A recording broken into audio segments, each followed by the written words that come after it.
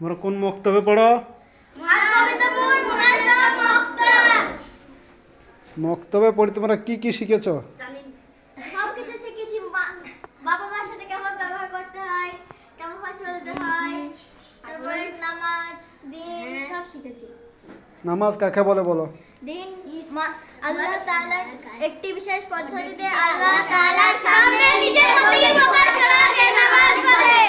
আকাইদ কাকে বলে? মানুষ যে সকল দিনই কথা বলে আল্লাহকে বিশ্বাস করে সেগুলোকে আকাইদ বলে।